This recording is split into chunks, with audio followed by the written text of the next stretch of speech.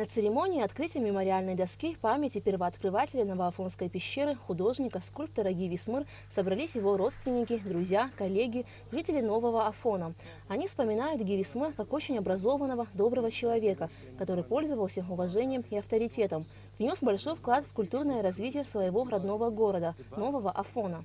Все, что происходит сегодня с нашим коллективом, с нашей пещерой, это и пополнение бюджета, это и возможности сегодня показывать всем то прекрасное, то некогда было спрятанное природой от нашего глаза, а сегодня его могут лицезреть миллионы людей, как я уже говорил.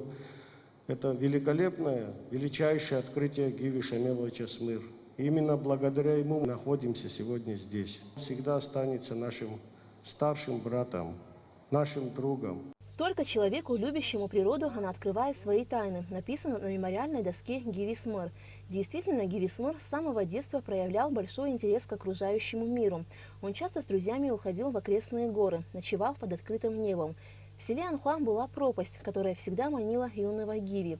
В 16 лет он совершил попытку спуститься в пещеру. Без специального снаряжения на простой веревке он пытался достигнуть дна пещеры. Увы, длины веревки не хватило, но это не остановило юношу. В 1961 году была организована первая большая экспедиция в Новоафонскую пещеру. В группу профессиональных спелеологов был включен и Ги Висмыр. Наконец его мечта сбылась, он достиг дна пещеры. Найденная более полувека назад Новоафонская пещера является второй по величине в мире и одним из самых посещаемых туристических объектов Абхазии. Значит, президент Америки приглашает его в пещеру в 3 часах езды от Вашингтона. Он был потрясен.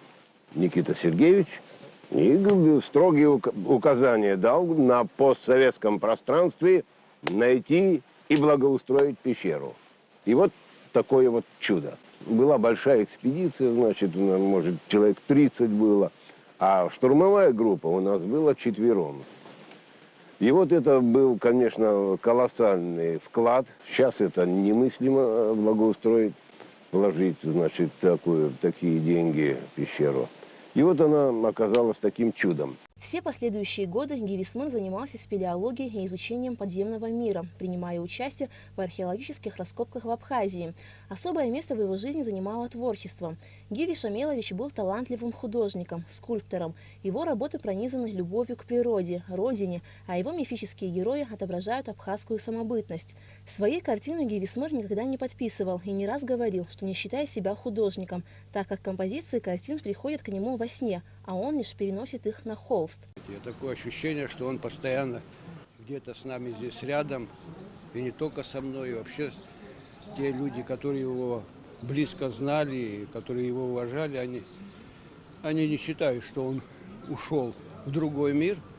Вот. И тому доказательство, то, что он оставил очень большую работу после себя, живописную. Вот. И не только живописную, это и скульптурные композиции, и живопись. Вот. Поэтому я думаю, что вообще в памяти в нашей оно переросло уже в творчество, и поэтому будет идти вместе с нами, и с нашим народом, и с нашей Абхазией вместе будет во времени. Патриотизм Ги Висмыр проявлялся не только в мирное время, но и в годы Отечественной войны народа Абхазии. С первых дней войны он встал на защиту Родины и прошел всю войну. За мужество и боевые заслуги награжден орденом Леона. Ги Висмыр всегда проявлял заботу о сохранности исторических памятников Нового Афона и в окрестностях города. С целью защиты культурно-исторического наследия Афона в 1990 году вместе с единомышленниками он создал заповедник Анакопия, который сегодня по праву считается одной из визитных карточек города. Сотрудники пещеры с теплотой вспоминают своего руководителя. Гиви Шамилович был мягкий и спокойный, умел разрешить любую проблему, не повышая голосом, говорят они.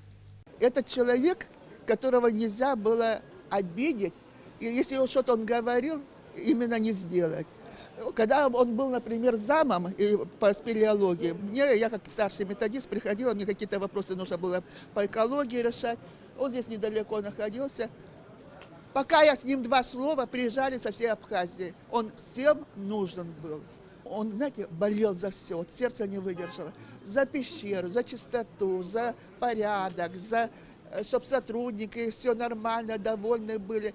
Он хотел, чтобы вся Абхазия была довольна, всем хотел, все мог.